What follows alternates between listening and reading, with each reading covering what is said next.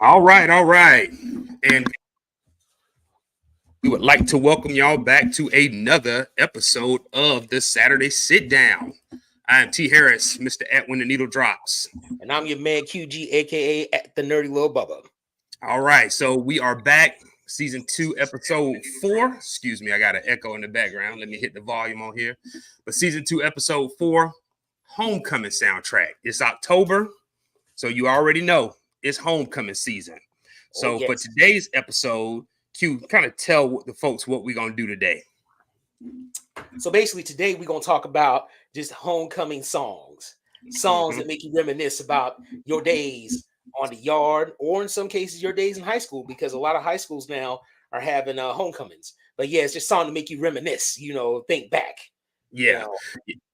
And I have to throw out a disclaimer, because I know you and I both have probably been approached, whether that be in person or in our direct messages on Instagram, and folks kind of giving suggestions on what songs we should add to the list or what our playlist should look like. So anytime since we've been doing this show, these are songs that have that we have a personal connection to. So these may be songs that go back as far as our childhood. These may be songs from our college days. And these may be songs from our adult life, but we have sort of a personal connection to them, and they instantly bring up good thoughts and feelings. Right. These are not necessarily songs that may be popular. These are not songs that, a DJ says that we should play or what people think we should play. These are songs that are to us, that make us reminisce of our days and times on different yards. Yeah, and exactly. So again, as always, our mission on the Saturday Sit Down is to share our love for music in a way that is accessible and enjoyable for everyone, from the novice to the knowledgeable. And if you are just now joining us, again, we are talking about the soundtrack to Homecoming. These are songs that we feel like are going to connect with everyone, not just those undergrads that'll be attending the tailgate and the homecoming festivities, but all the aunties and uncles. And unfortunately, I am proud to admit I'm now in the unk category. Yep, you and I both. You and I both. We are now the unks. We are now the ones that, when youngins come to the tailgate, with 22 and 23 on their sleeves, they looking at us like, dang, they old. Yeah. And we just got here. It's like yesterday I was 26. Today I'm 46. Yeah. I don't know about you, man, but that shit happened fast, dude. Hell yeah, it happened fast. Like, I'm like, how the hell did I get to this place so quickly? I'm serious. Yeah, exactly. I felt like I was 26, going on year number 2 in DC, just having moved up here, and now I've been here over 20 years. Yep. Same thing, man. I feel like I just graduated from college and came back to my first homecoming. Right. Had just gotten married, no kids. Right. Now I got a son who was a year away from attending his own college homecoming activities, man. That's insane to even think about. Yeah, Timogen said it right in the chat, man. Time flies. Yeah, and Neltron said it best, man. We should be proud to be unk status, because it's better than being on the other side of the earth. I am proud to be an unk, because many of us, especially black men, do not make it to unk status. That's right. So to get to this point, I am happy and blessed. Trust me. Absolutely, man. Aging gracefully. And like I tell people all the time, I might be 44, but I'm cool. I think I'm still cool. I think I still got a little cool factor to me. My kids may not agree, but they can kick rocks. Well, I'm to the point now, I don't know if I'm cool. I don't know if I'm hip, but I'm me. Yeah, that's it. That's all that matters, man. Yeah, embrace that joint. All right, so listen, man. Today we're going to be providing you the official soundtrack for your homecoming weekend activities. Q and I both are proud graduates of the University of South Carolina, located here in Columbia, South Carolina, where I currently reside. Q is a graduate of class of 2000. Is that correct? That's right. That is correct. That's right, because you graduated before I got there. I came in as a transfer the fall semester of 2000. Yeah. Yep. Fall 2000. And I graduated spring 2003. So May 2003 is my graduation year. Proud alumnus, University of South Carolina, both of us. Our Gamecocks got a W today. That's right. And Yep. And our homecoming is coming up on November 2nd. So we are our fraternity, Alpha Phi Alpha Fraternity Incorporated. You see us rocking our colors today. Our Saturday sit down official hat. Shout out to McKelvey T-shirt company for the dope fitted caps. Of course, they are in black and gold. Come on now. What y'all expect? But yeah, so homecoming November 2nd, night game against Texas A&M. Our fraternity chapter, the Theta Nu chapter, Alpha Alpha Incorporated, always has a huge alumni tailgate the day of the game. So we're looking forward to seeing that. We might even go live on Instagram to show that Q in the house, that we are together in the same place. So y'all be able to look out. We are gonna do that. We're gonna do that. We're gonna go live, baby. Yeah, we're going live. We're going live. All right. So before we get started, man, I ain't done this in a couple episodes. So Professor Harris moment. I'm just going to talk about homecoming and where it came from and the history of homecomings. So basically a homecoming that's a yearly tradition where you welcome back alumni or even former faculty, staff, or members of said organization to celebrate that organization's existence. But it's not just limited to attending a college or a university. It's also high schools and even churches. It's particularly in the Black church. Black churches have homecoming ceremonies as well. They usually occur anywhere between late September to early November, but October is prime homecoming season, particularly for our historically Black colleges and universities here in the United States. And it's usually built around a central event, a football game. Yeah. So usually when teams play a homecoming opponent, it's a team that they can beat because you want the feelings to be good. You don't want to schedule a homecoming game that you don't have a chance at winning. Correct. All right. So many schools in the country, particularly Baylor and one other school, claim to be the college where homecoming started. But in actuality, the University of Missouri is the first. They are the first to actually have a homecoming weekend or homecoming festivities. And some of the traditions that go along with with homecomings are a parade, pet rallies, tailgates, homecoming court where there's a coronation, a king and queen, and his or her court, and a dance, and also the game, which is the central activity. So that's the Professor Harris moment on homecoming. All right. So next thing we're going to jump into is our Q&A session. All right. So we can both answer these questions, Q, but I'm going to throw the first one up on the screen, man. Why is good music an essential element of a successful homecoming weekend? Simple, because you need a soundtrack. You can't go to a homecoming festivity, celebration, cookout, fish fry, whatever, and it's quiet. You got to have the soundtrack. You got to have something that's going to keep people up and live, ready to go, and it has to be curated. You don't want to play the hype stuff in the beginning. You just want to have something, in the background while people may be setting up, and then as the people start coming in, you kind of move it up just a little bit. And then as it gets even more thick with people, that's when you turn it up, Exactly. And then after the game or whatever the festivities are that's winding down, that's when you kind of slow down the tempo because one, you're trying to relax, but two, you want to get the people going. Yeah, so the goal is, because let's be real, the vast majority of the people who come to the homecoming weekend ain't going to the football game. Okay, they're going to go to all the activities that involve homecoming. The day parties, the brunches, the party the night before, the party after the game, and the tailgate.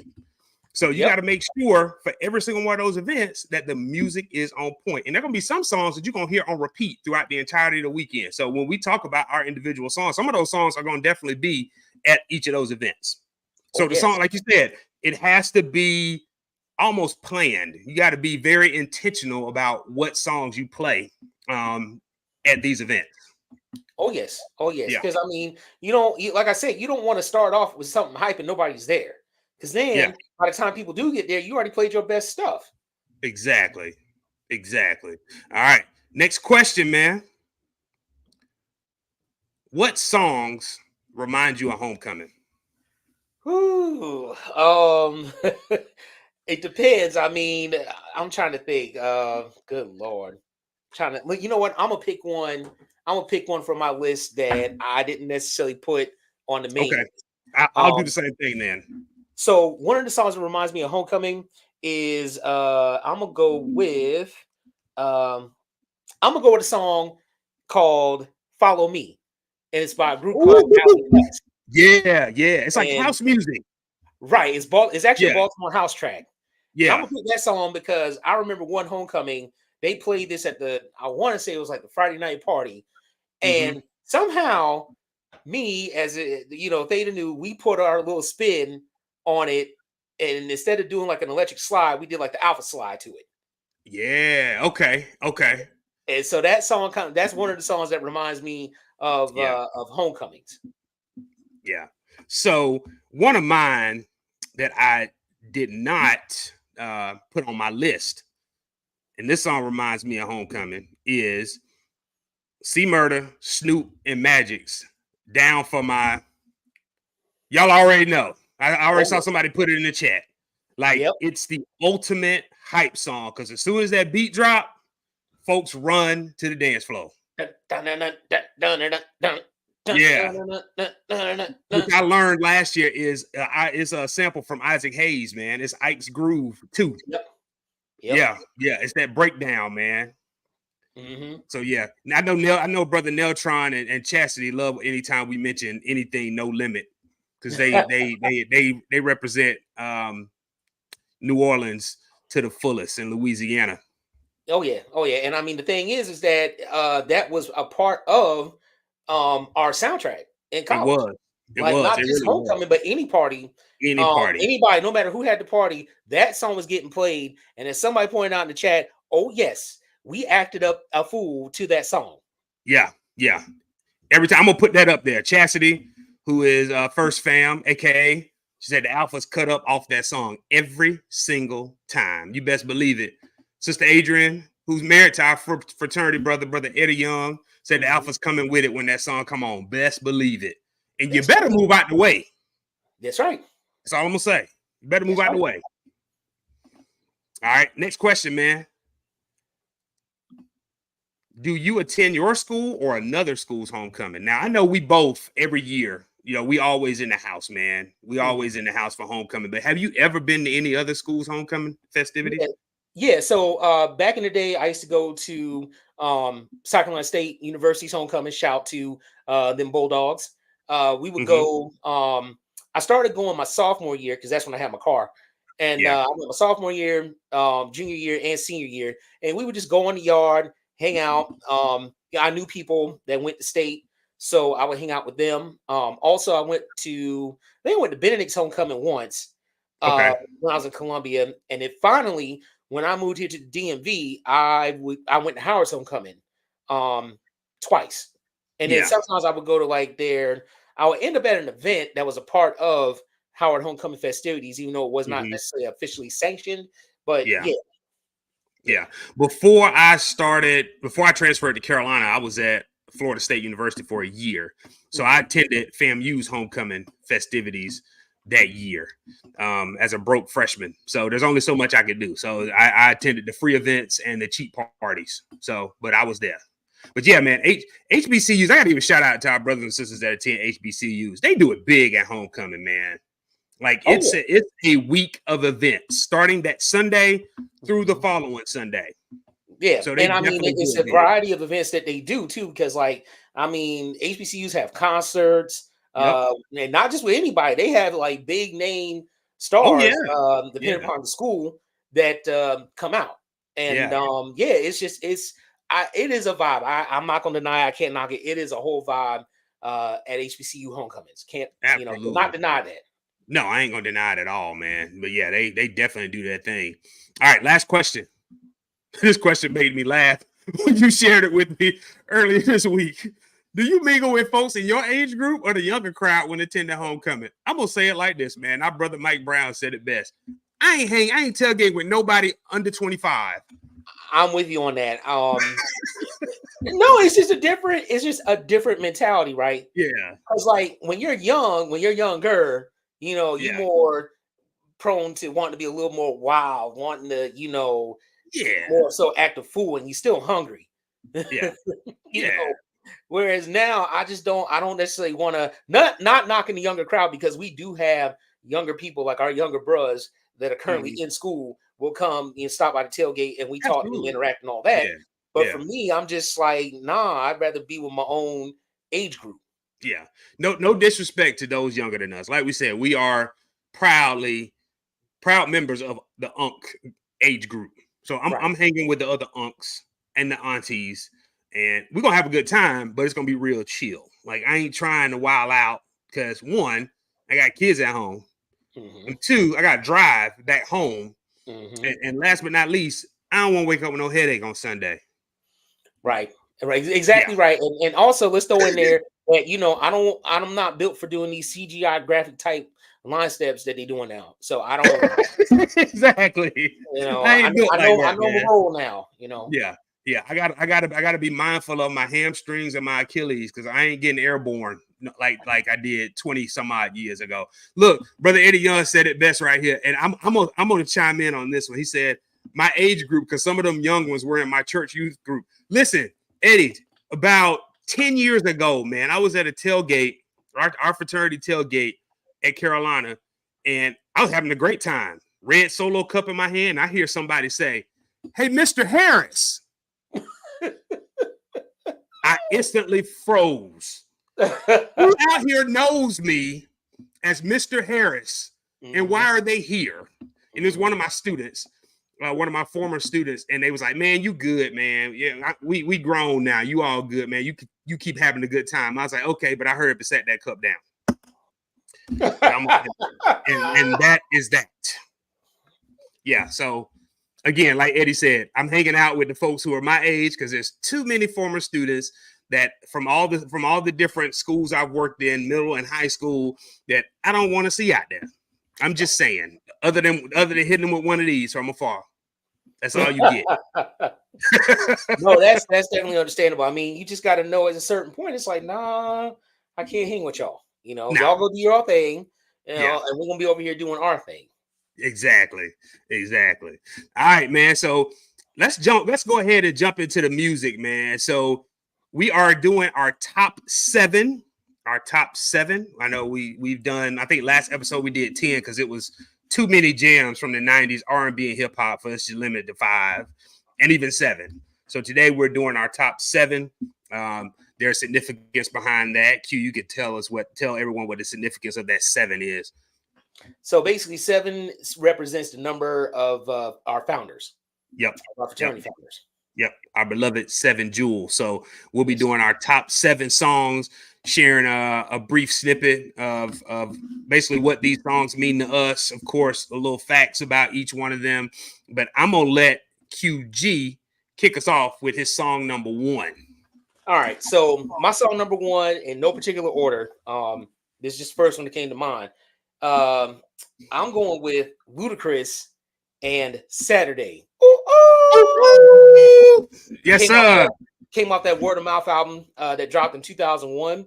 And the reason why I picked this song is because that was the year in my mind that really started our homecoming movement. I remember we started out at the fairgrounds, at the South Carolina State Fairgrounds. It was myself, it was my other chapter brother / frat brother.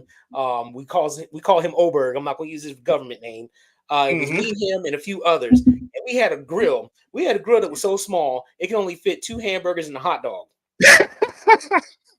I'm telling you, it was tiny. I don't know where he found that grill, but we were out there and we had our chairs, we had coolers, but we had a little grill. We made it work. But that is what, in my mind, started the movement. Because before then, we really didn't like tailgate like that. No, we didn't. Mainly just because we ain't had no money. But a lot of Black alumni were it would be scattered. Some would be at fairgrounds, some would be near the stadium, some would be way off Bluff Road, but there was nothing cohesive at that time.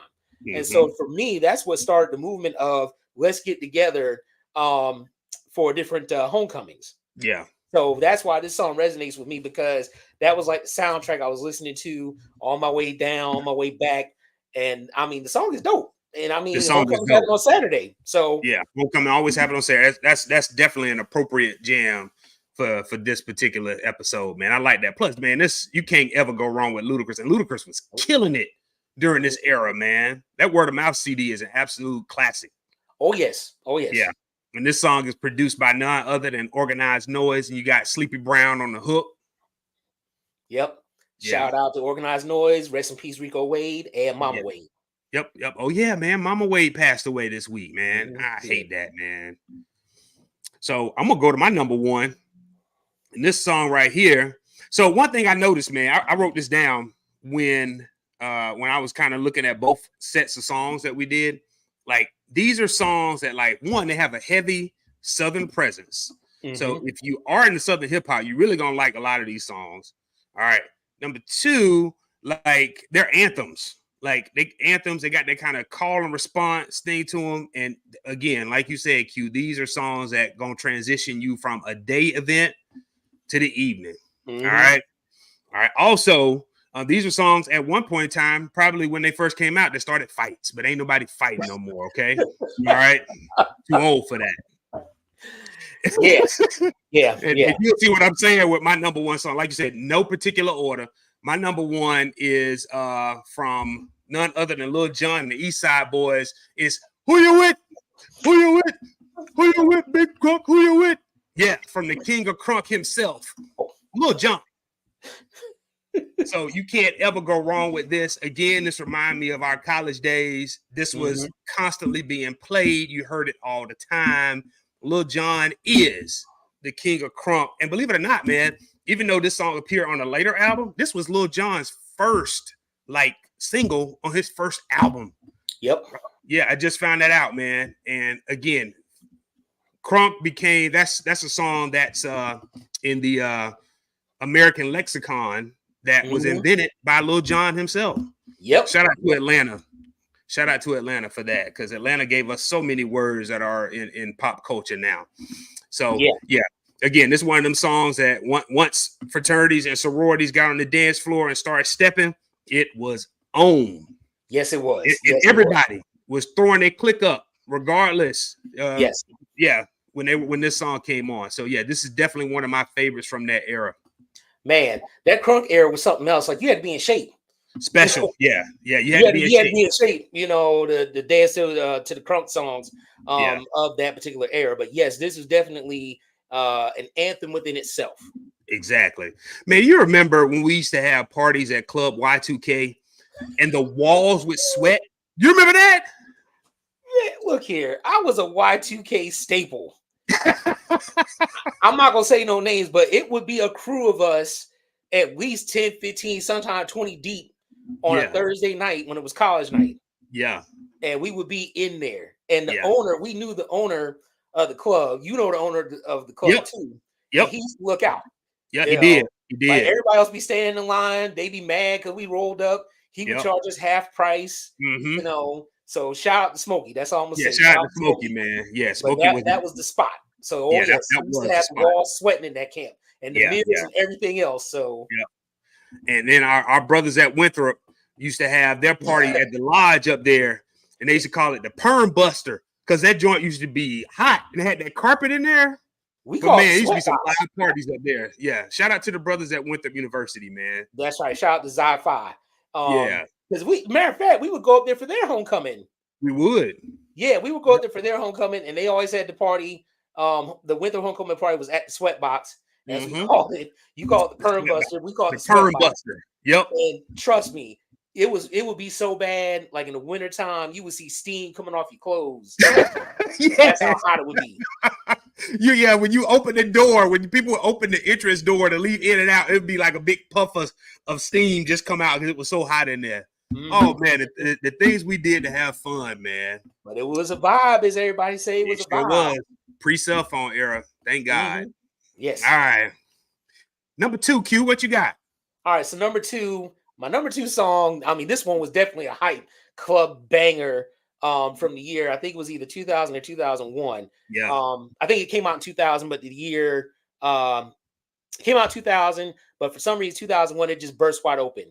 And that is Icons, Get Crunked Up. Yeah. Now, Yeah. that's not the official name of it. You know, they It's had to not. do one version and they had to do a clean version. So Yeah. this is the clean version It's the of that clean song. version. Yeah. But Yeah. yes, that song would definitely, that's another get hype song. Yes, sir. Icons is based out of Miami, Florida. Yep. And that was when they were kind of transitioning from they were doing booty shake still, in my opinion, but it wasn't like that same booty shake type beat. It's like it Mm-hmm. kind of evolved. And this is Yeah. one of those songs that fell into that. Mm-hmm. And so, yeah, this Get Crunked Up, you play that, everybody's going to just, they lost it at that time. Exactly. Yep. And like it, I mean, you start off like committed 2000, baby. Dun, dun, dun, Icons, dun, dun, dun. street money. Y'all ready? Everybody would run to the dance floor when this Everybody came start on. running to the dance floor, man. Yeah. But yeah, that's a dope track, man. I remember, like you said, this song got lots of play when it dropped, and you heard it everywhere. Yeah, that was what, like you said, it was one of those tracks that whenever the DJ spin that, because there was no digital DJing back then, they actually had the 12-inch singles with the crates, and they pull them out, put them on the turntable. When they dropped the needle on that one, it was on, man. Oh yeah, definitely. All right. So my number 2 is, so this particular song is by a rapper that's from the West Coast who actually relocated to Atlanta in the 90s. And then he ended up connecting with a lot of those MCs in Atlanta and pretty much changed his sound. So it's almost like he had a second career once he transitioned to Atlanta. And this particular song, shout out to the ladies of Sigma Gamma Rho, because they've adopted this song as their own. And this song is one of my favorites too. I still love this song. Blow the Whistle by Too Short. Yeah. Can't go wrong with that, man. That's a dope record, man. Produced by Little John. And believe it or not, despite at that point, Too Short had been in the game 20 years. But this is his most popular song and most successful song to date.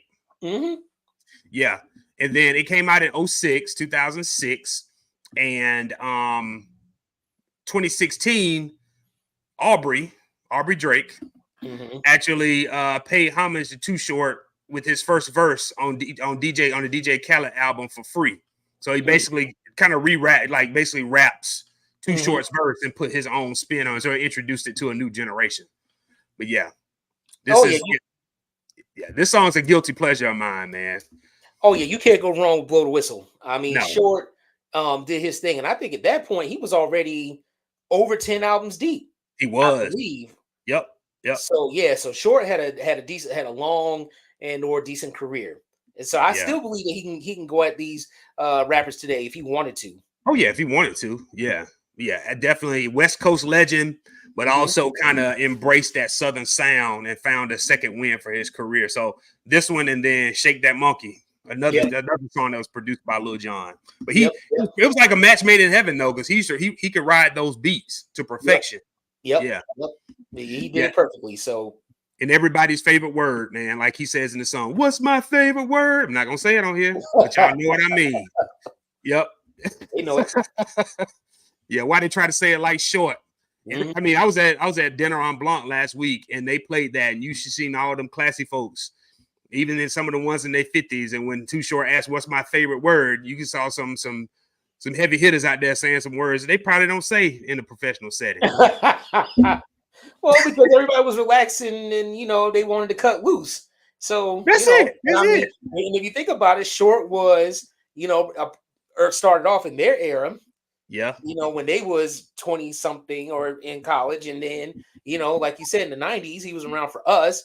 And then even in the 2000s, he was around for that next set. Yep. So, yeah. Yeah. All right.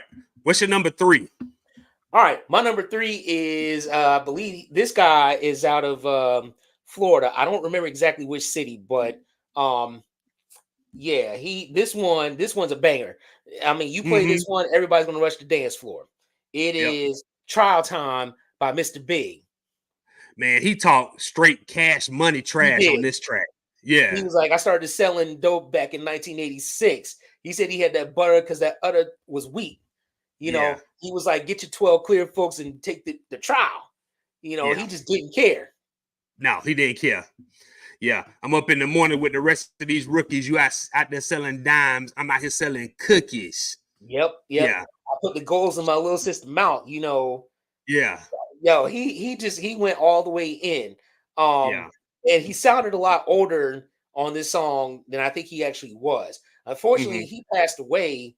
I feel like he passed away back in, was it 19 or 20? I got to go Yeah, back and look. But yeah, unfortunately, he's no longer with us. But yes, this is yeah, definitely a cookout classic. I'm hoping yeah. that at homecoming, when the DJ that we hired, DJ Fat Boy, hopefully he will Hmm. play this, drop this joint, and yeah.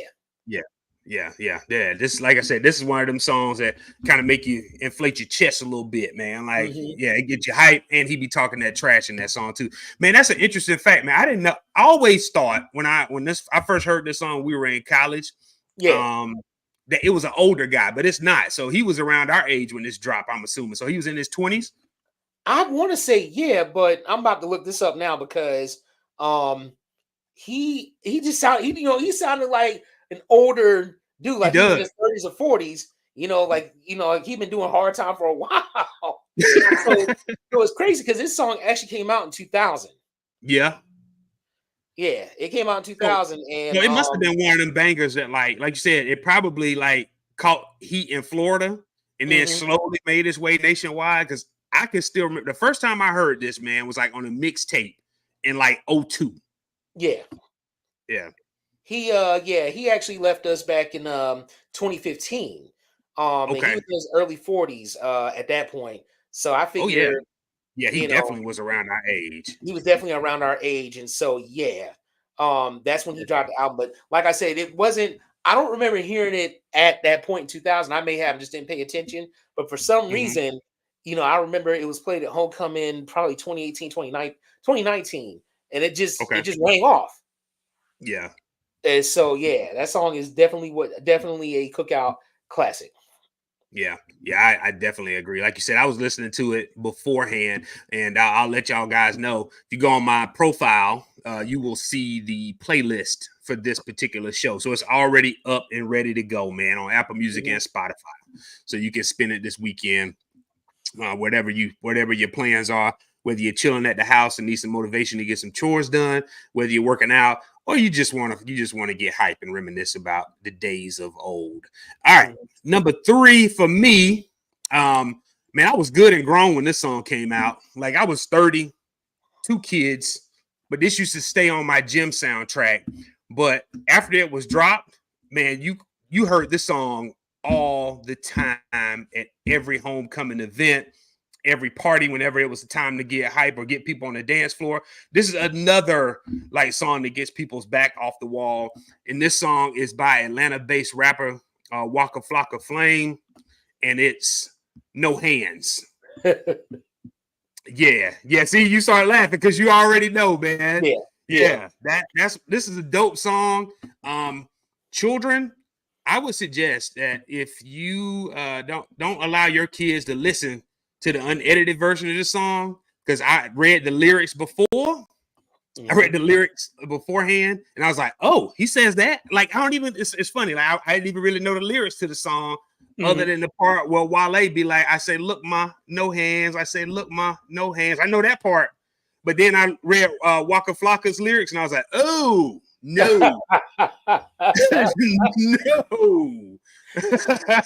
Nah, that's not for the kids. Not for the No, it's kids. definitely not for the kids, but there are clean lyric versions on Apple Music and Spotify.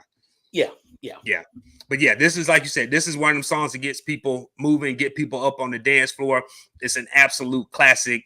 Again, this is one of those songs that we can identify with, but also folks that are still in college who would hear this on a playlist and be like, okay, these old dudes know what they're talking about. Yeah, I remember when No Hands came out. Surprisingly, they were playing that everywhere here in DC. Well, actually, you know what? I shouldn't be surprised because Wale was on the track. So Yeah, that's while they on why there. they played it everywhere. Like any night spot you Yeah. went to, at some point you was going to hear No Hands. So shout Mhm. out to Waka Flocka Flame for giving us Yeah. a classic. The one cool thing about this song I've noticed is like when the DJs are spinning this, they will stop at Wale's part and at Roscoe Dash part and let the crowd rap along, and then they'll bring the words back in. Because, like I said, it's an anthem. It's an anthem. It is. Interesting fact about this song. Check this out. This song is one of the best-selling rap songs of all time. Believe it or not. Wow, I did not know that. Yeah, it went diamond. Chastity beat me to it. This song went diamond last year. Wow.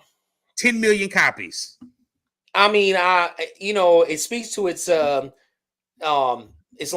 longevity, right? Yeah. And it's one of those songs where it's never going to age. It's timeless. No, it's timeless. Yeah, I mean, they played the edited. I'm a school administrator, so they play the edited version of this at our school dances, prom and homecoming. And the kids know, like, these kids were born in 2007, 2008, and they know this song. Well, they probably heard their parents playing it, so most likely. Yep. And I don't know if you ever seen, as a side note, I don't know if you ever seen like the documentary. I think it was a documentary on his mom, Deb Etney, and how she got started in the record business. But it was really interesting how she got her start. Mm-hmm. So she was his manager, right? Yeah, she was his manager, and she was the one that started the record label, I believe, that he signed to initially before they got their deal. But her backstory is really, really something. That's dope. That's dope, man. Yeah, I'm definitely gonna have to check that out. Yeah, I see some the comments. Have we? Looks like we might have lost. Looks like we might have lost TH there for a second. Hopefully he should be coming back in. Looks like he's trying to come back in. There he is. There I go. I don't know what happened, man. I just went out. I'm back, y'all. I'm back. I promise nobody didn't come and get me, man. But yeah, man, I'm definitely planning to check that out, man. All right, so we're gonna move on to our number 4. Let's move on to our number 4. All right, Q, who's your number 4, man? So my number 4, again, this is another artist that came out of the great city of New Orleans, aka the NOLA, aka the Boot. Louisiana's the Boot, but anyway, the Crescent City. The one song I went with is "Big Timer" by Fiend. Now, this song came out and it featured Mia X. Yeah, this song came out in the mid to late 90s. The year escapes me, I didn't write it down. But every time I hear this song it's another hype song. It's a song that you have playing in the background as the tailgate's getting nice and thick with people, and people are just ready to just kind of let loose, throw this track on, and some of the DJs would actually speed it up a little bit. So it's like that. It is, man.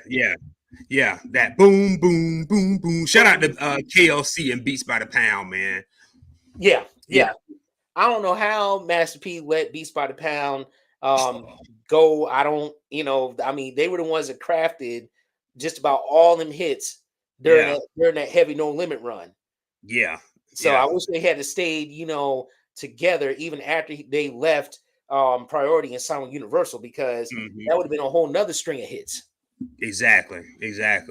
Yeah, man, this is a dope record, man. Mia X is one of the probably more underrated female MCs of her time, man. I mean, she gets a lot of love from her peers, but like from the general public, not so much. But Mia X was dope. She was. Well, she still is. Still is. Yeah. Because we saw her.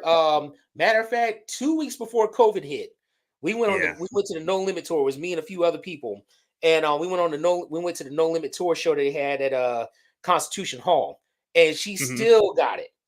Yeah, she still got it. I know she was still rocking it, man. Oh yeah. She just, for whatever reason, she just never got the love that she deserved, and I don't know why. Because she's up there when it comes to female MCs. Yeah, man. It's crazy. It's I think I will attribute a lot of that to the fact that No Limit had such a deep roster. And I don't know how P was able to devote so much. How he was how he was able to help each individual artist. Man, they had a lot of people, and it's putting out so much music at the time. Like every Tuesday, there was a No Limit album coming out. Yeah, for sure. I mean, I think P basically gave Mia X showed her a lot of love, because I think they grew up together. Like they were close, and to this day they still are close. Yeah. So, like I said, I think P gave her a lot of leeway, a lot of love. It's just everybody Yeah. outside of New Orleans, or maybe even outside of Southern hip hop, they just didn't want to recognize her skills. But I would put her up against, the New York heavy hitters like MC Light, Queen Latifah, Mm-hmm. Roxanne Mm-hmm. Shante. I Yep. would, yeah. For real. Hey, peep this. Look at what Brother Young said. He said Mia X is now a college professor. I did see that somewhere. I did, because Yeah. she teaches a class on hip hop, I believe. That's cool. That's cool. Yeah, that's real cool. All right. So we're gonna go to my number 4, man. Yeah. So quick story about this before I move on, man. Until I went to school in Florida that year, Mhm. I was basically like a Southern kid who loved up north hip hop. Like that's Right. pretty much all I listened to was New York hip hop. But that year down there really expanded my horizons when it came to listening to hip hop down south, because the homies down there introduced me to No Limit and Mhm. Cash Money, kind of like how Walt introduced y'all Yeah. to all things No Limit and Cash Money, man. So like the first time I heard the song was as a freshman at Florida State.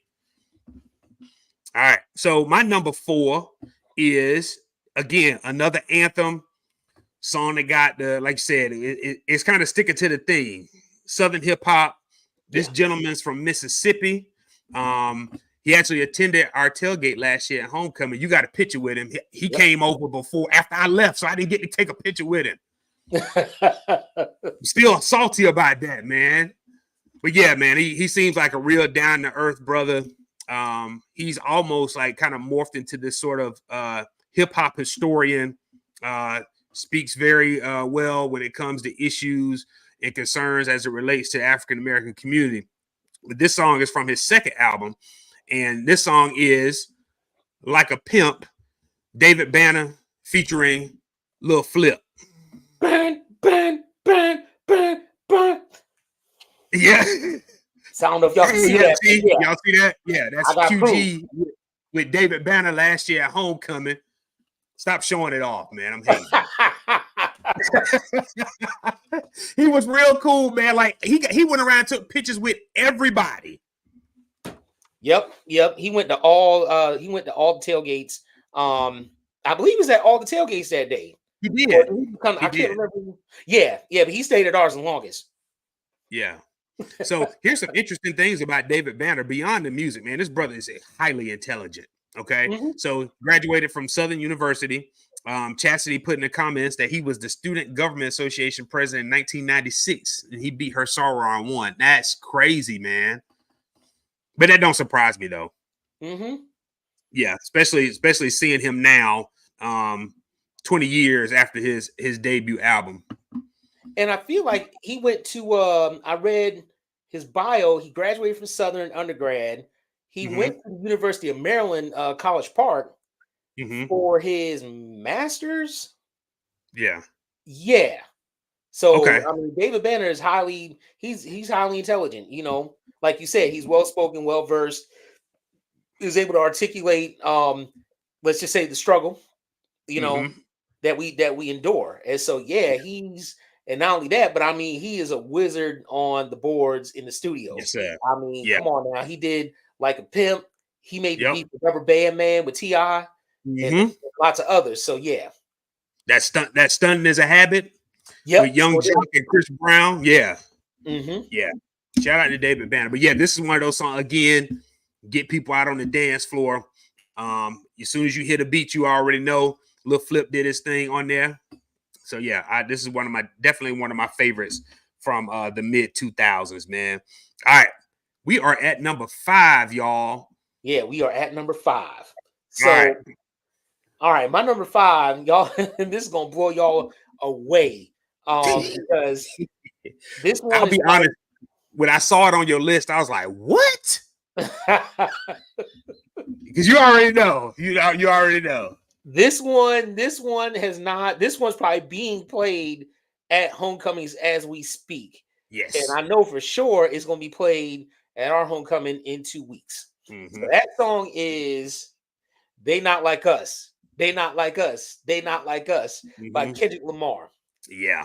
So we did in our earlier episodes this year, I think around spring, summer, when the whole Kendrick versus Drake war was going on. we said that this song was gonna be the song of the summer, and it had turned out It to has. be It the did. song of the summer. Well, now I feel like this is gonna be the song of homecoming because everybody's Yeah. gonna be screaming, "They not like us." Yep. Yep. And I mean, the beat even sounds like homecoming like. It does. And I know the HBCU marching bands are killing it Oh right yes. now. Yeah. Oh yes. Yeah. Chastity said it was Southern University's homecoming theme this year. I love it. Oh Talk yeah. Oh that. yeah. You gonna see people with the t-shirts on and everything. You Yep. know, they not like us. Yeah. Yeah. You know what's crazy? This song may be the first diss record to ever get nominated for Song of the Year at the Grammys because it took on a life of its own. It did. Yeah. It did. Kendrick knew what he was doing, especially by teaming up with Mustard on the beat. Yeah. Yeah. He knew what he was doing. And then it caught a second win after the concert in June, and then it died down again, and then he dropped the visuals with the video, and people got into that and started breaking down the different things in the video, and now it's kind of died down, but it's gonna pick back up now that it's homecoming season. Oh yes, it definitely is. I'm telling you, this is like the song. This truly is the song of 2024, in my opinion. Yeah, I agree. I don't dispute that one bit. And like you said in our hot takes episode, Drake got cooked. Yeah, and this was the one that did it. This put the nail in the coffin right here. Yep. Because the comebacks after that were like, it was so bad. And I was like, and then he just finally just said, you know what? I'm just gonna wave the towel. I'm done. Right. Yeah. Right. Listen, man, he dissed that brother so hard. I saw a picture of Drake online this week. That dude looked like Kid's sister. The toy. He had his hair with barrettes and whatnot in it, and had on like a blue jean romper. I saw that. So yeah, he rocked him. He rocked him on his heels. Yeah. And then to make matters worse, Chastity put it in the chat. He gonna perform this at the Super Bowl, right? Oh, for sure. He got to. he got to perform this at the Super Bowl. He don't have a choice. Yeah, he gonna perform this at the Super Bowl. He got to. There's no way he can go out like that and not perform this song. Yeah, this was probably one of this Not Like Us is definitely top 5 diss record of all time, but the rollout and the strategy behind it is brilliant. Like to me, like this is worse than when 50 Cent cooked Ja Rule. Yeah, this is way worse. Yes. Yeah. Way worse. Man. All right. My number 5 is another one of our chapter anthems. All right. One of our chapter anthems. And it sort of became the unofficial song of our chapter. And this was after we had already graduated because this song dropped in like 2004. But anytime this song drops, the brothers from our chapter from like 2004 till now, even some that predate that, some of the guys from our era learned this step, a signature step known as the Renegade, which was named after Brother Lee Hartwell from the Gamma Pi chapter at Benedict College. But this song is, from my opinion, T.I.'s best album, and it was the first single off that album. And the name of this song is Bring 'Em Out, Bring 'Em Out, Bring 'Em Out, Bring 'Em Out. As soon as you hear it, you know what's on. Yep. Yeah. Yeah. T.I.P. Swiss Beats did his thing on that. Yep. T.I.P. coming live from the VIP. You already know what it is. Yep. Yeah. And then Swiss Beats was like he was like a hype man on the track. Yep. And then Jay-Z's voice said, Bring 'Em Out, Bring 'Em Out, Bring 'Em Out. That's from What More Can I Say? Yep. From the Black album. Yep. So it was like the perfect touch, man. It's like it was almost like joining different generations because T.I. was sort of up and coming MC. He blew up after this. And then Jay-Z, it was like, and then Swiss Beats, who was hot at the time. It was perfect, man. You know what's funny is when there was a little beef between T.I. and Luda. Yeah. And so one night I happened to go on Ludacris's website because they were saying that T.I. was trying to infiltrate the website, Luda's website. Well, I went on the website And guess what came scrolling across? A little icon of T.I.'s album at that time. That joint was hilarious. And yeah, Oh man. I seen the comments that said him and Lil Flip had beef. Yep, they sure did. Yep, they did. And he destroyed Lil Flip too. And Lil Flip just washed away after that. He just disappeared. He just disappeared. Although I think he recently surfaced. Did he? They did a concert. I want to say they did like a concert down in Houston, and he resurfaced. Yeah. But yeah, after that beef, yeah, he just disappeared for a hot second. Man, so here's some. Let me tell you something I found out about this song. So this song, the instrumental for this song, Swiss originally made this song for Beanie Siegel. Wow. And he turned it down. Mm. I can't hear Beanie Siegel on this beat. Nah, because Beanie's flow wouldn't have rode with this. Whereas T.I., you know, it fits him a lot better. It fits him, yeah. It fits his style, like the way, yeah. It was perfect for him, man. Yeah, Beanie Siegel turned it down. Also, Joe Budden turned it down too. It was offered to Joe Budden. No, I don't think it would have fit him either. Honestly, this song to me fits the Atlanta aesthetic. Exactly. Like if you take out T.I.'s vocals and just listen to the song, it just fits with the city of Atlanta. It almost feels like it was derived from an HBCU band. It does, right, with the horns and the whistle. Like I could just close my eyes and picture either Clark Atlanta or Morris Brown, or Morehouse, whichever school Spelman. Well, I don't think Spelman is a band, but you know, just an Atlanta HBCU playing this song. You know, either during the game or at halftime. Yeah, I agree, man. That was crazy, man. Like the horns, like Chastity.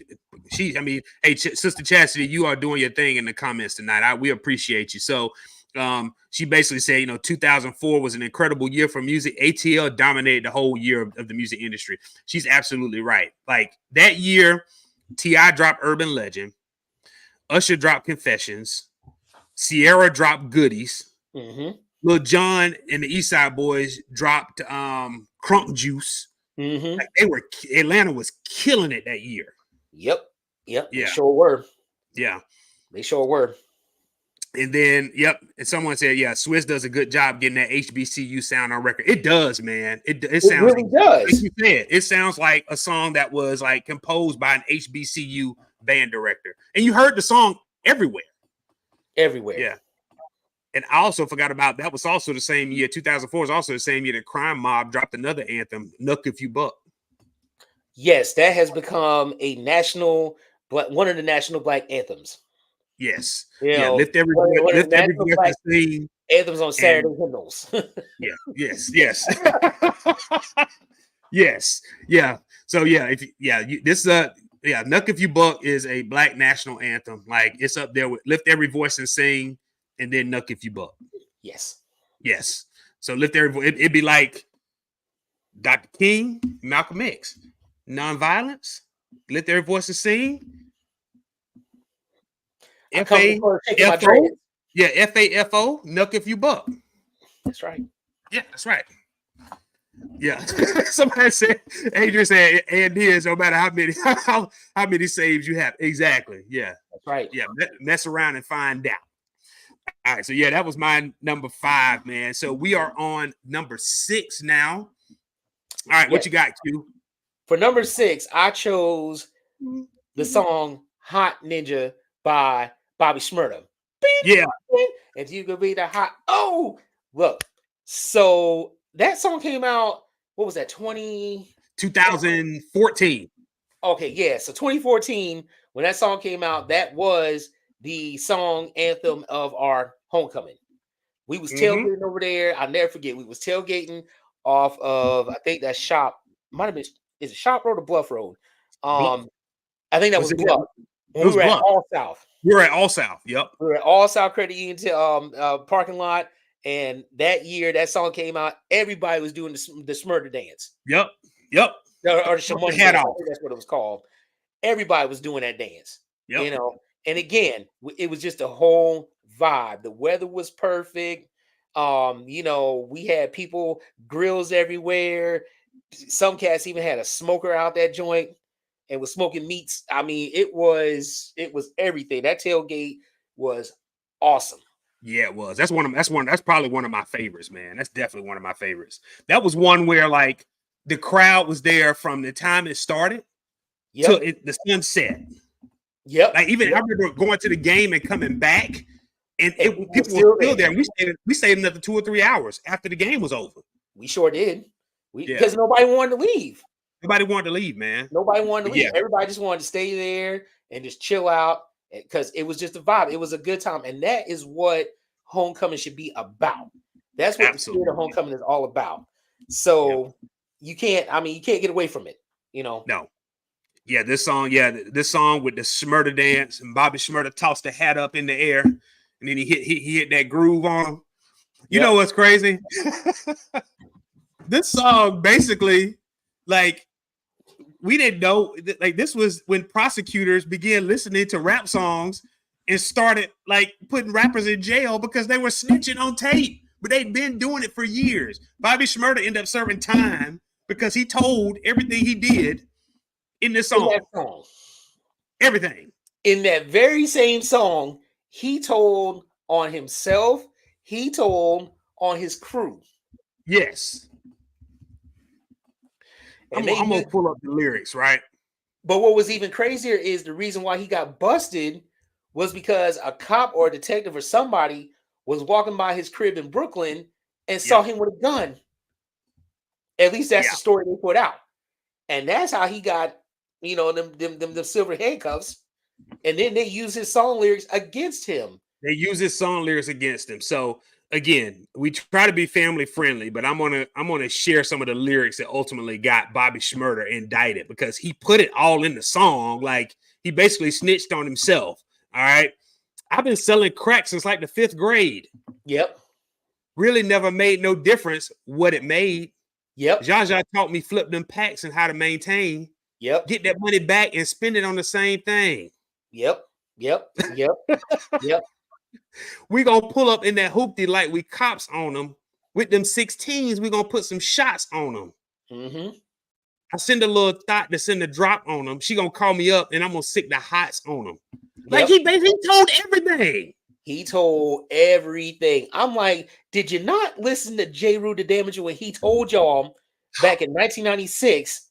He said, I never I'm paraphrasing the lyrics, but basically he said, I don't know cats that really snitch on wax.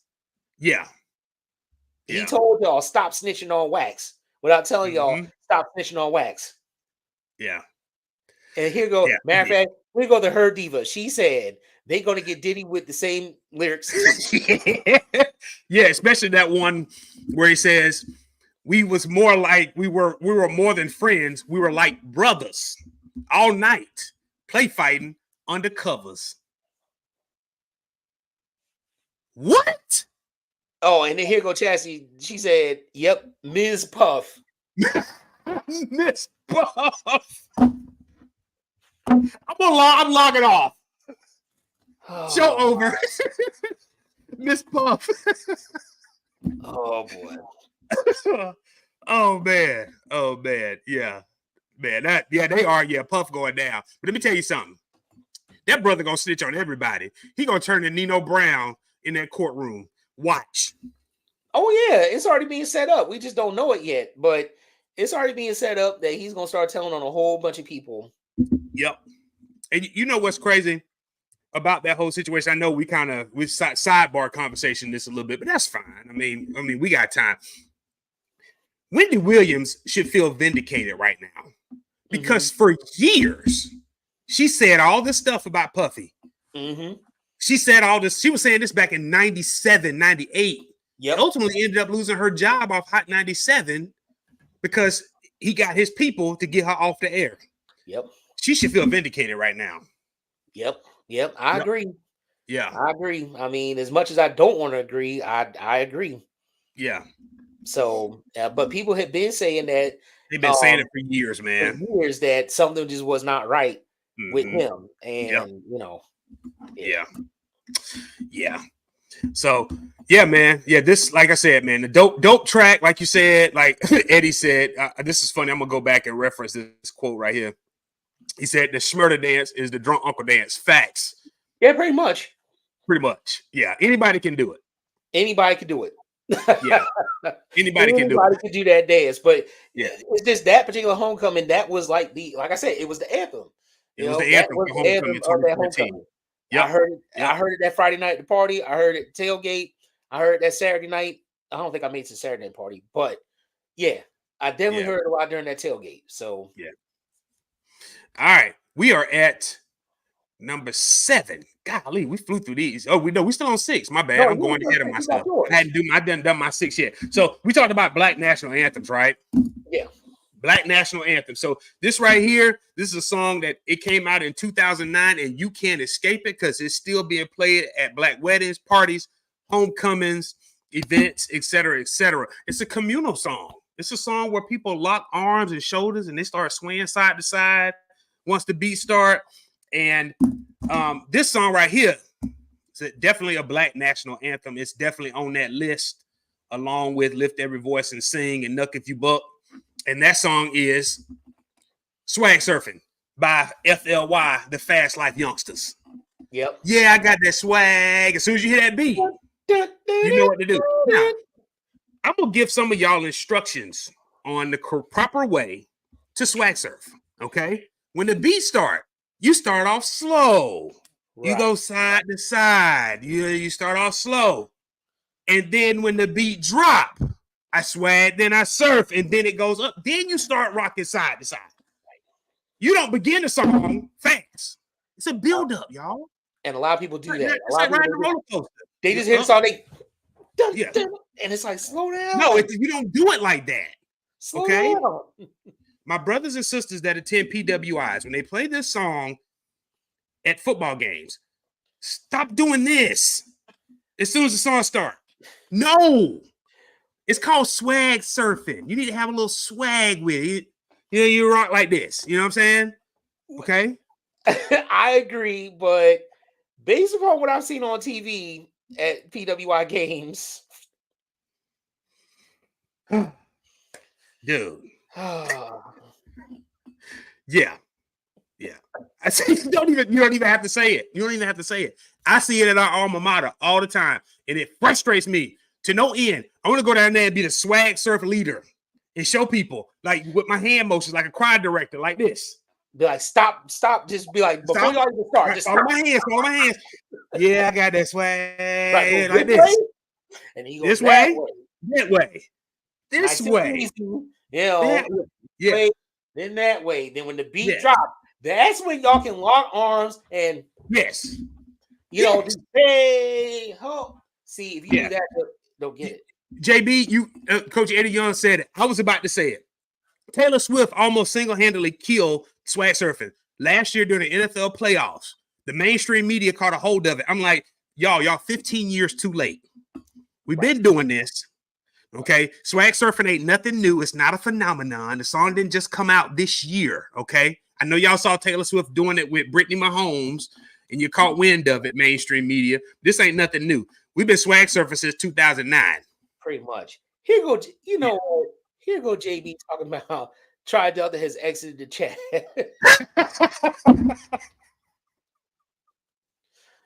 Oh my God.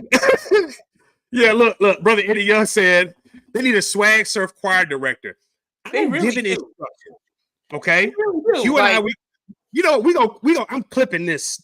I'm gonna clip this tonight, and I'm gonna post it. Like instructions on how to properly swag surf. Okay, because all this right here, no.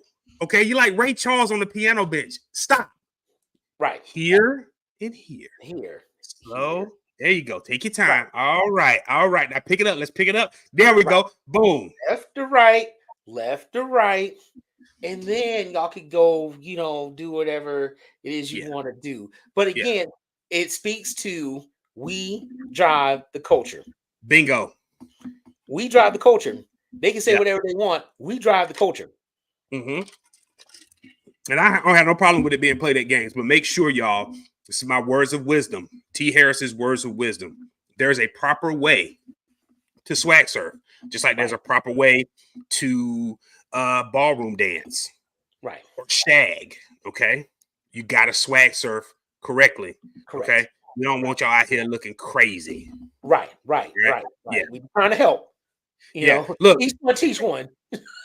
Adrian says, I nominate Terrence to be the swag surfer choir director. I'll do it. I'll come out there with them things. I'll be like an air traffic controller and have the little highlighted joints and be like this. Like this. Yeah. Follow this. Follow this. All right. It'll be like you remember when Soulja Boy Tell 'Em first came out, and he did the instructional video on how to do the whatever the first song, Superman, whatever. All right. Yeah. So we gonna teach people the proper way to swag surf. That's my goal for 2024. Since mainstream media think it just came out. I've been swag surfing since I was 29. I'm 44. Basically, this ain't nothing new. This ain't nothing new, y'all. All right. Yeah. All right. Rant over. Number 7, Q. What you got, brother? All right. So number 7, I'm digging deep into my Southern Soul bag because I do this for Southern Soul. You know, I love it. I love juke joint music. I love juke joint classics. People call me old. I don't care. But it is what it is because of where I'm from. Yeah. So the song I chose for number 7 for a homecoming joint is none other than Sugar Shack by Class Brothers Band. So I chose this song because I remember one homecoming. It might have been the same homecoming 2014. I remember there's a DJ. His name is DJ D-Dub. Shout out DJ D-Dub across I remember him. South Carolina. And D-Dub always plays Southern Soul music in his mix. And he played this joint, and I was like, man, I gotta find it. So I grabbed my phone, and I remember putting on Shazam. And I went up to the speaker, and I Shazam. And I was like, I got this song. Add to the playlist.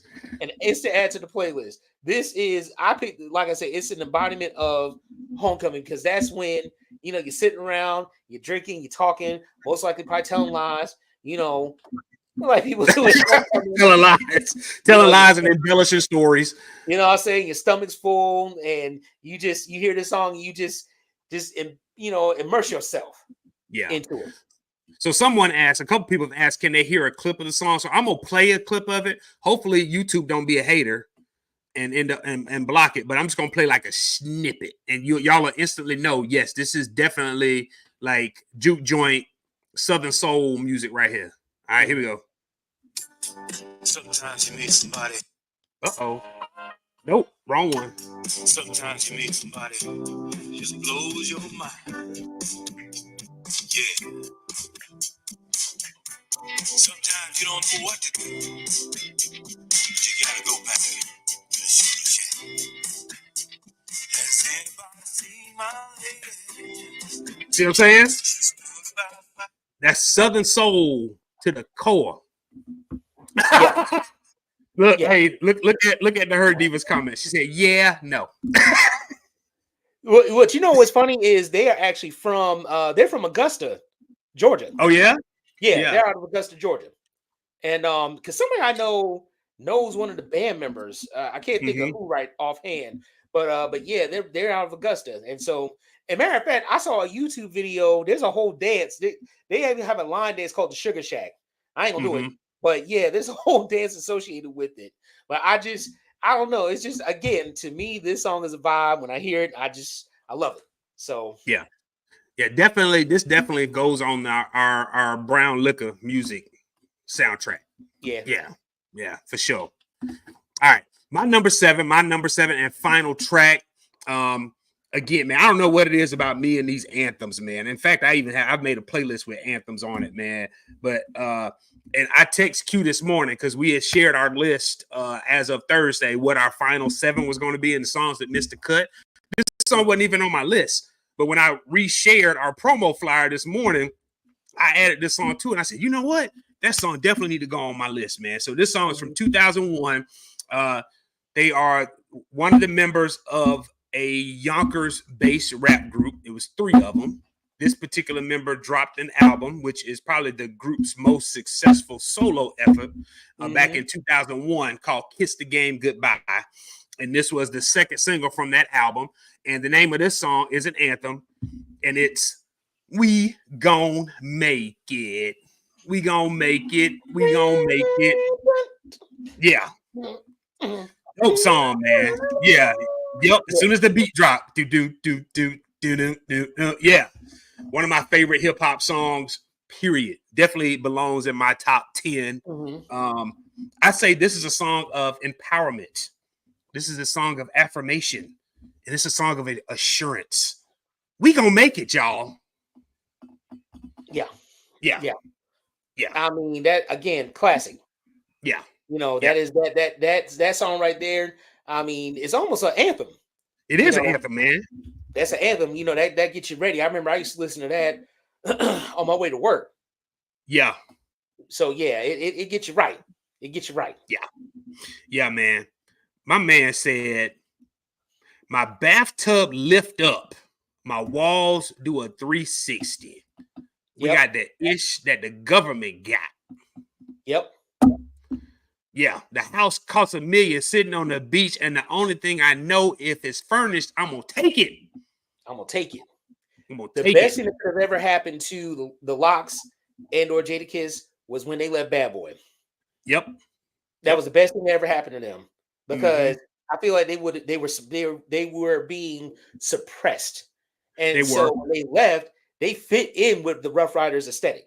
Like they embodied Rough Riders. So yeah, this is a dope record, man. The video was fire. Eve was on the remix. I remember this was one of those this was one of those songs that was a staple back on 106 and Park back in the day. Yeah. So yeah, it was always in the top 10 on 106 and Park. But yeah, I love I feel like I found a sample for that song, but golly, it escapes me because I gotta look at the sample to see where it was sampled from. Yeah. And I think the sample was pretty dope too. Listen to this, man. So the Alchemist produced this. Shout out to the Alchemist, one of the dopest producers that nobody talks about unless you're a hip hop head. But peep this. Nas passed on this beat. Jay-Z passed on this beat. Wow. But before it got to Jadakiss, West Coast rapper Razkaz actually recorded a song over the beat. But the Alchemist took it from him because he only paid him half his money. Oh. Yeah. So since he only paid him half his money, Razkaz already recorded the song and only paid half his money. Alchemist was like, nah. So he gave it to Jada, and the rest is history. So Razkaz got mad. Like he was kind of mad about that. Like, but no, you can't be. You ain't pay the man. You ain't pay the man his money for it. Like, you can't put a beat on layaway. No, you didn't pay the man his money. So what the? Yeah. But listen, Nas and Jay-Z would have rode this beat. But Jada, this was good for Jada though. Things are meant to happen the way they're supposed to. Yeah, for sure. But yeah, Nas and Jay-Z would have rode this beat. Yeah. Yeah. And I mean, it fits that, again, the aesthetics. It fits that New York aesthetic, of that time, because that was early, 2000s. That's when, Rudy Giuliani, he cleaned up New York, but New York still had his grimy, It did. Yeah. Style, things ain't sweet, No, things ain't sweet. Yeah. We were wearing Timbs in the summertime with jean shorts, son. Throwback jerseys, do-rags with fitted caps on top of them. Yep. That's exactly what I think of when I hear this beat. Yeah. Platinum FUBU. With the fat opera characters. Characters on them joints. Yeah. Yes. Yeah. Denim suits with flannels underneath them. Yep. Yeah, man. So yeah, that's my number 7. So we have rounded out our top 7. So we're gonna do a recap. All right, Q, give us your 1 through 7. And again, this was in no particular order, but we're gonna do a quick recap of what our songs were. All right, Q, give us your number 1 and just go down the list. All right, so in no particular order, my first song was Ludacris, Saturday, Icons, Get Crunked Up, Mr. Big, Trial Time, Fiend, Big Timer, Kendrick Lamar, They Not Like Us, Bobby Shmurda, Hot Ninja, and last one, Clash Brothers Band, Sugar Shack. All right, so my 1 through 7, my number 1, no particular order. Number 1's Who You With, Lil Jon, the East Side Boys. Number 2, Blow the Whistle by Too Short. Number 3, No Hands by Waka Flocka Flame featuring Roscoe Dash and Wale. Number 4, Like a Pimp, David Banner featuring Lil Flip. Number 5, T.I.'s Bring 'Em Out. Number 6, FLY, Fast Life Youngsters, Swag Surfing. And number 7, Jada Kiss featuring Styles P, We Gon' Make It. All right. Songs that missed the cut. What you got? There is a song I didn't list it in my songs that makes the cut on paper, but it just popped in my mind. I'm like, damn, this one should have either been on the list or something that missed the cut. If There not, was a I add it song- to the playlist. Okay, there was a song I heard. I think it came out in like 07, 08, might have been a little bit before, maybe 06. It's Yeah. called Crank That Roy by a dude named Yeah. who's out of Columbia. Yep. And the first time I heard the beat, I actually heard it again. My frat brother Oberg. Yep. He came up to visit, and we were riding out somewhere. And he played it, and I was like, "Oh, I like the beat because it has that kind of nursery rhyme, sing-songy type Yep. beat." And Yep. I guess that must have been his version of instead of Crank That Soldier, he decided to crank that Elroy. Mm-hmm. But when I got to Columbia for homecoming that year, I heard it in quite a few places. And I think, like I said, I think he's from Columbia, so that explains why. But Yeah. everybody was doing the Elroy dance. And I was like, what the hell is this? Yep. But yeah, that song is hitting. Yeah. I like that song. I Yeah. like it. I like it. Geek up, boy, she like me. Which we create that Roy. Yeah, that's definitely a South Carolina. That was the whole Crank That era after Soldier Boy dropped. It was a Crank That everything. But like this is probably one of my favorite. Little known fact, my brother-in-law's in that video. Really? Yes, he was a student at Claflin. So he's in the video. I'll send you the clip after the show. But yeah, he was in the video dancing to the Roy. And I remember he came home for Christmas break and he was like, yo, I'm in the Crank That Roy video. I was like, man, shut up. Uh-huh. He showed it to us. And they literally filmed that like in the garage of their dorm at Claflin University. Wow. Okay. Yeah. Yeah. But yeah, that's a dope. Let me make sure. I put that on the list. I'm gonna add that to the playlist too. All right. Songs that missed the cut, man. Who you got? I know you had some good ones. Let's see which one I want to pick out. Well, I got King George, Keep On Rolling. Yeah. I picked out T.I. 24s. Okay. Nelly, Flappy Wings / Hot in Here. Mm-hmm. And another one I'm gonna throw in. So it was a song by let's see which one I want to give y'all. Oh, I'm gonna throw some reggae in there because every homecoming party needs reggae.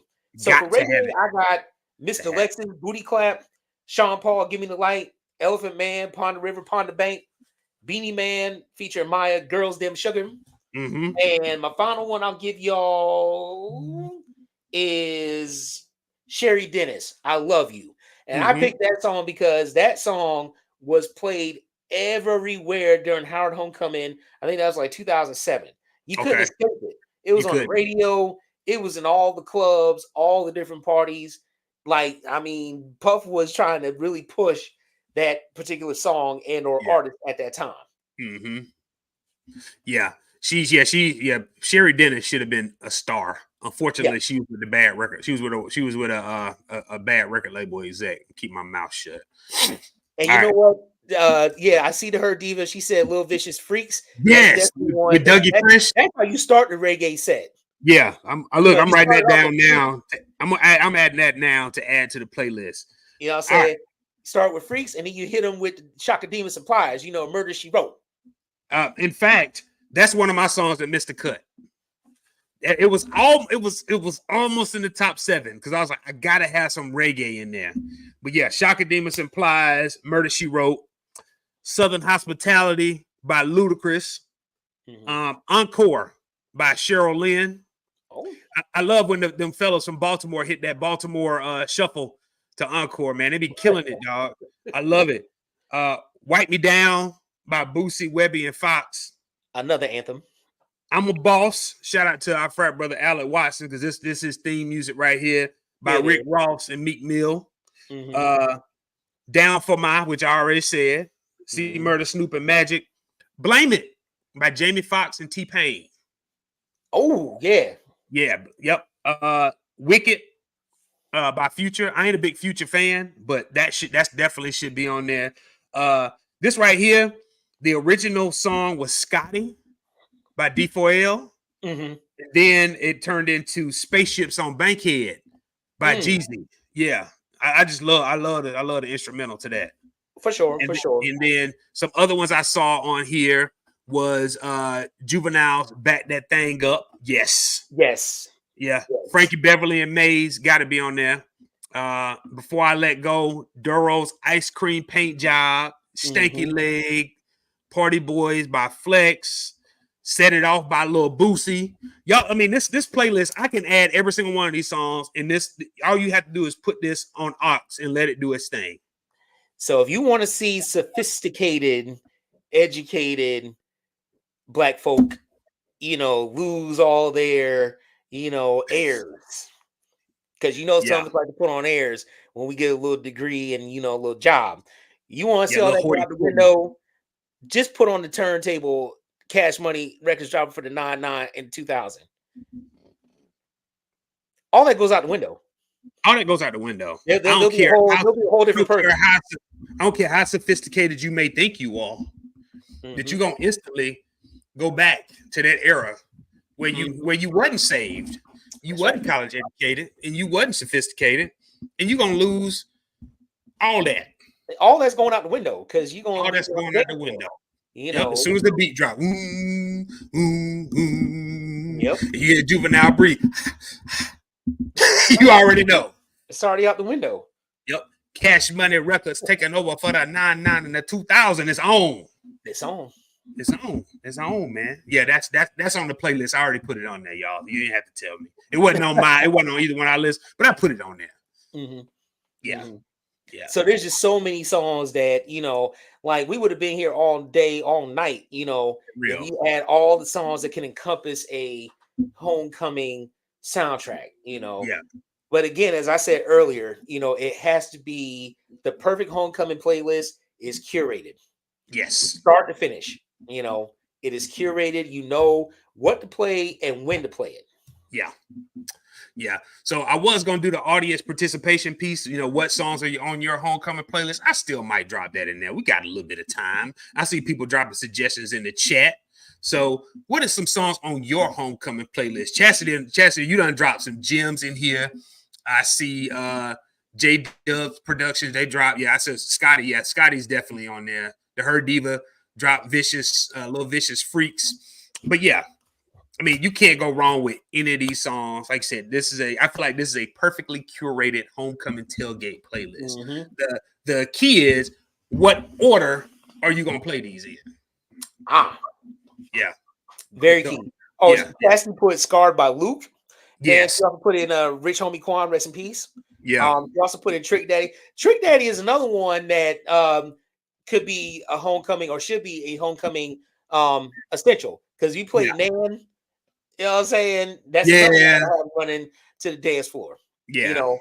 Here go the Her Diva. She said scrub the ground. Now that is another one. Yeah. Now see, that's around we go. Days, Yeah. Again, music where you had to be in shape, or music that will get you in shape. And that is one of the songs that will.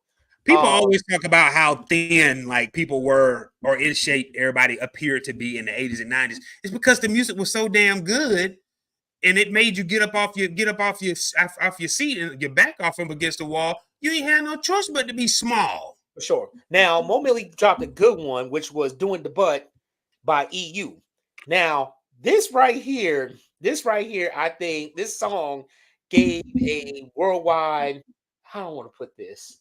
It basically gave the world a glimpse into HBCU homecomings. It did. Yeah. Because I think back to school days, and EU performed this song in school days. They did. And so that gave the world a glimpse as to, oh, okay, so this is how they party at HBCUs. Yep. Yeah, that Neltron said it in his, I think before he logged off for the evening, he said that at the beginning. He was like, if you want to watch a movie on what a typical week at a HBCU is like during homecoming, watch School Days. Because that's essentially what it is. A movie is about a week of homecoming, the week of It homecoming. is. It Yeah. is. But what's funny is that EU, I mean, they are known as Experience Unlimited, and they're a go-go band. They are.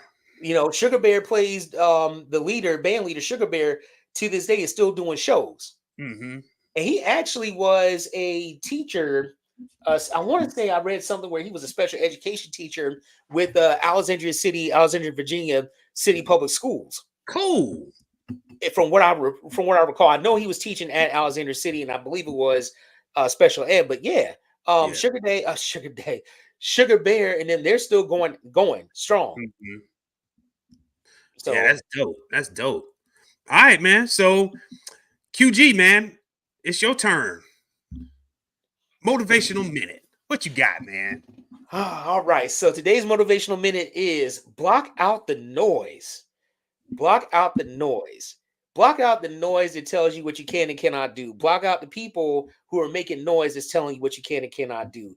Block out things that may distract you from doing what you need to do. You have to block out the noise. You have to block out the noise and stay focused on what you are trying to accomplish. It could be something as simple as, I don't know, cleaning up the yard, or it could be something more complex, like whatever it is that you do at your daily job. But whatever it is, block out the noise and stay focused, because if not, you will get knocked off track very easily, or you give into the noise that will hold you back. So block out the noise. It's simple. As simple as that. Motivational minute by the Nerdy Lil Bubba. Thank you, my brother. Yep. You always give us a gem, man. I love it. I love it, man. Every episode. That's why we included this in the show, man. So we appreciate that. I actually kind of borrowed this one from one of our frat brothers. I'm not gonna say his name because I know how he do, but is one of our dear frat brothers that basically posted something earlier, and I got to thinking. I said, you know what? That makes a whole lot of sense. You got to block out the noise. Block out the noise, man. So yeah.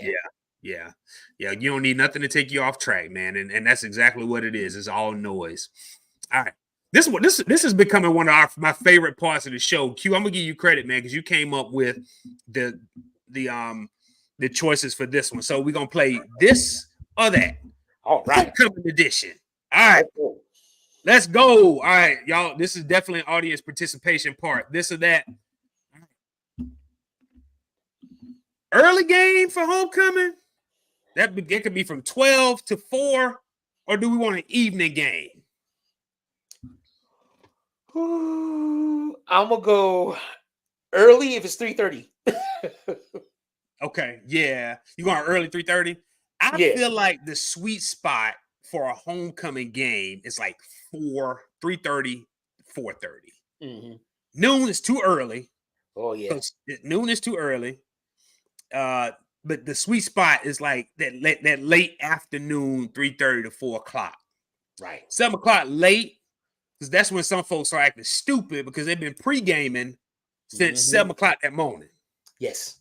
Yeah. So no. Yeah, we going early game. Audience, what y'all going? Y'all going early game or evening? Mo Millie says evening. Okay. JB says early. Okay. All right. Next one. Hot dogs or grilled smoked sausages? I'm gonna go with hot dogs. You going with hot dogs? Yeah. I'm going with hot dogs too. But they gotta be burnt though. Oh yeah, they gotta be burnt. They gotta be burnt. They gotta be burnt, man. I don't like a hot dog unless that joint look like my shirt that I got on right now. Now don't get me wrong. I mean, I'm all for throwing some Roger Woods, on the grill to get it going, but they're not really bun friendly, if that makes sense, in my opinion. Yeah. So yeah, hot dogs. Okay. All right, hot dogs. All right. Brother Cadenhead put this on his post earlier this week. I think we both participated in it, but mustard-based barbecue or vinegar barbecue? I'm going with mustard. I'm going with mustard, hands down. Hands down. I don't even know why you even put this on here. Mustard. Mustard-based barbecue. All right. Anybody got time for no vinegar? You keep that in Memphis. But that's the thing. Like in the state, if you look at our state, it's divided. It is. It depends on where you live. Yeah. Yep. All right. So JB said, pause for a second. We say hot dogs, pork or beef? Beef hot dogs. Yeah, beef. Yeah, for sure. Yeah. All right. Maize or Commodores? Hey, you chose this one. Why did I do that? Yeah, you chose this one. You got to pick. Damn it. Maize or Commodores? Maize. I love the Commodores, but maize. Because of the occasion and what Frankie meant to us, I'm going with maize. Yeah. I think maize has more tailgate jams than Commodores do. Yeah, because Commodores really only have one, maybe two tailgate songs you can play. Brick House. Yeah. And Machine Gun. Was it got Machine Gun? Yeah, or you can even play Lady, the one that came out in the 80s. Lady. Yeah, but maize got tailgate joints. Yeah. All right. We're going with maize too. Yep. We've been on the same page for the most part. All right. Lil' Kim or Foxy Brown? Damn, I did it again. Did it again. You came up with the list. I know. I'm going with, let's see. I'm going with Foxy because Foxy came out with Get Me Home, and that song is sexy as hell. Yeah. Okay. I'm going with Kim. I'm going with Kim. And one reason only, because of the song Queen Bee, the title track on that album, she went in. Oh my goodness. She went in on that track. Man, in fact, man, I'll pop that in the CD player, listen to that tonight. She did. Yeah, she went in on that. And let's not act like as if I was the only one that had the poster. Oh. Yeah, I had it too. All right. The Battle of New Orleans record label and Cruise, No Limit or Cash Money? Damn it! I'm trying to get better with these this or that questions. Yeah, you picked the list. You picked some hard ass questions too. I damn sure did. I didn't realize I was doing this, so picking all the hard questions. You know what? I'm going with No Limit only because that was my entry into New Orleans rap. Okay. I'm going with Cash Money. And because two reasons. Juvenile's 400 Degrees album and BG's Cash Money is Cash Money is an army, better yet a navy. Them two tracks right there. And they introduced bling bling into the nation's vocabulary. So I'm going with Cash Money. So that's the only one we different on. No, you went with Foxy. So all right. Yeah. Rockefeller or Bad Boy? I'm going with Rockefeller. I'm going with Rockefeller too. Because they gave us Hove, Beanie, Kanye West, Just Blaze, Freeway. Yeah, I'm going with Rockefeller. Yep. Yeah, I'm going with Rockefeller. But we can, again, I said this on our last episode, man. You can't talk about hip hop in the 90s and R&B for that matter without talking about Bad Boy. Oh yeah, for sure. Yeah, for sure. I mean, again, let's remove Sean Combs from the conversation, but let's talk about the roster. Right. I mean, Bad Boy was the 90s life soundtrack for everybody who grew up in the 90s, especially if you listen to R&B and hip hop. Bad Boy was a part of your life soundtrack, whether you like it or not. You know, you couldn't escape it. Yep. Biggie, Mace, Total, Faith, The Lux, Carl Thomas, Black Rob. I mean, yeah. You know, G-Dep. I'm still going Rockefeller though. But I'm still going Rockefeller, yeah. Yeah. All right. Death Squad or Flip Mode Squad? I'm going with Death Squad. I'm going with Death Squad too, because really, Flip Mode. I mean, they had Rod Digger and Buster was pretty much the star of the show. Death Squad, you had Red, Keith, and Eric, and they all could hold their own. Pretty much. Yeah, I'm going with Death Squad. All right. We're gonna head to the West Coast. Ruthless Records or Death Row Records? I gotta go with Death Row. Yeah, I'm gonna go with Death Row too. Simply because of the roster. Yeah, because of the roster. Because I mean, Ruthless, the only ones I remember being on Ruthless was NWA, Eazy-E, Michelle A, and I think there was somebody else that signed to Ruthless also. Well, Yeah. they did sign Bone Thugs and Harmony, you know. They signed both those, yeah, later But on. I mean, Death Row had heavy hitting hits. And what I didn't know was Suge Knight was managing a lot of people He was. In the industry. Yep. I did not know that because he was Mary J. Blige's manager at one point. He sure was. He sure was. So I had no idea. But yeah, I'm going with Death Row. All right. You know, it's funny. There's a picture from 1996. I think it was the VMAs before Tupac was killed, where it's Suge Knight, Tupac, Snoop, and MC Hammer. Isn't it funny that MC Hammer's probably the hardest dude in that picture? Yeah, and he signed with that. He signed with Death Row. He was with Death Row. Yeah. I don't know if he ever dropped an album, but yeah, he signed with Death Row. Yeah, and that's the thing. People took Hammer for, you know, being soft because he was dancing and wearing, you know, parachute pants and slick bottom shoes. But Hammer from Oakland. Hammer from Oakland. He will throw hands. Like he was about to go after third base. Like he pulled did go up. after third base. My man from third base said he had to go to therapy because Hammer put a hit out on him on the West Coast. Yeah, Hammer, and I think Hammer actually pulled up to New York. Like, he did. Like you talking all this noise. Okay, I'm here now. Yeah. So Redman tells a story where he said something about MC Hammer mama. Yep. And Hammer pulled up on him at the Yo MTV Raps episode. Yep. Sure did. And basically told him, listen, young buck, you cool and all. Don't you talk about my mama no more. And Hammer and Redman said, he was like, yes, sir, Hammer, sir. Yeah. Hammer low key was gangster. Like a lot of people didn't take him for that, but he was low key like, yeah, I will put you up, you know. Yeah. Look, Mo Millie said it. Yeah, that's what Andre 3000 said about Bad Boy. He said, run up on Hammer if you want. Hammer, beat your ass. Yeah.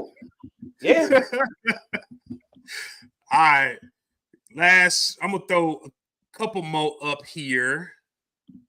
I can't speak to this. I've never been to either one. You have. I think JB can speak to one of these.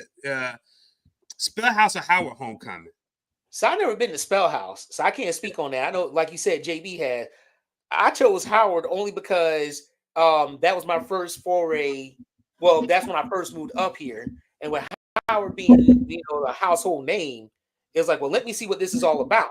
And so when I got here and I went out there, I didn't go to Yard Fest, but just being immersed in the different events and parties, it was like, wow, okay, they really truly take it seriously. Now I felt out of place because I didn't go to Howard. But still, I mean, it was just seeing everybody getting so hype and happy about it. You know, it's spirit. All right. Yeah. So I've heard about both. Howard Homecoming, man. Listen, how people quote Howard Homecoming in rap songs from the 90s. So you know it was a big deal. Right. All right. But that's not the discount Spellhouse because I've heard nothing but good things about me too, Spellhouse man. Homecoming. Yeah, me too, man. I've heard it's dope. Mm-hmm. All right, last one. Jeezy or Gucci Mane? Damn it. I'll go with Jeezy. I added that one. Young Jeezy or Gucci Mane? I'm going with Jeezy too. Yeah, I'm going with Jeezy too. I mean, I like Gucci, don't get me wrong, but Jeezy was the one, in my opinion, that set the standard for that Atlanta type of rap. And I mean, come on, I had a whole snowman t-shirt. Listen, this is when I first started it. This is when I first started education. Kids was getting suspended for school for wearing them snowman t-shirts. Once the administrators found out what it was, it's like, nah, bro, them snowman t-shirts got banned from schools across the country. And that's what put me out. It was like, because if you didn't really know, you would just see a snowman t-shirt, it looked like an angry snowman. Yeah. You know what I'm saying? Little did you know what the real meaning behind it was. Yeah. So JB brought up a good point before we close out. Glorilla gonna be the soundtrack for Homecoming 2024. That sister might have dropped the rap album of the year, man. I believe Yeah, it. yeah, yeah. She's everywhere.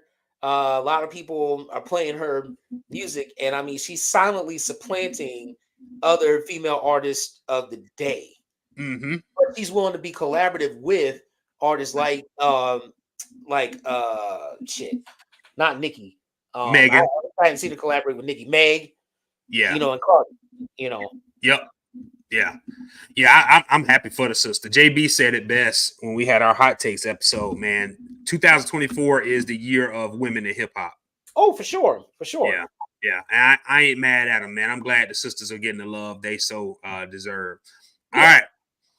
So, Q, you want to tell the folks what our next episode is going to be? So our next episode for November, we are going to talk about gospel music, aka spirituals. At least that's what we call them back home. Gospel is an essential part of Black music. Gospel served as the basis for a lot of R&B singers because a lot of R&B singers grew up in the church, and that's how they found their voice. Some decided to stay with singing gospel music. Some decided to go into the more secular world. Or if you're like Al Green, you were able to kind of be in both worlds at the same time. Yeah. So we're going to talk all things gospel music. Yeah, and I'm looking forward to it, man. We're gonna have the good sister Adrienne Young on here. So she's gonna be serve as our guest on this next episode, and we're looking forward to that, man. So we'll definitely be dressed in our Sunday's best. You know, we always got to have a theme. We got to have an outfit to go with every episode, man. Just like today was no different. All right, let's close it out, man. Listen, I've seen some good comments. We've got some excellent feedback on today's show. I love, man. Listen, thank y'all who always tune in. You guys are awesome. The chat always be popping. We got some folks who tune in every single episode. So whether you're new to us or whether you're a veteran, you tune in every month, man. We appreciate the love that y'all show us. That's right. And some of y'all are even helping us promote the show. Thank y'all. Right. That's right. We love y'all for rocking with us each and every single time. And we especially love people that provide the commentary because that's what keeps the chat going. That's what keeps us going. Absolutely, absolutely. So, with that being said, this concludes season 2, episode 4, your homecoming soundtrack. Check my out. Be on the lookout for on Instagram for the links and the reels that accompany the soundtrack. Again, I am T Harris signing off, and I'm QG signing off as well. Y'all take it easy. Peace out. All right. God bless. God bless.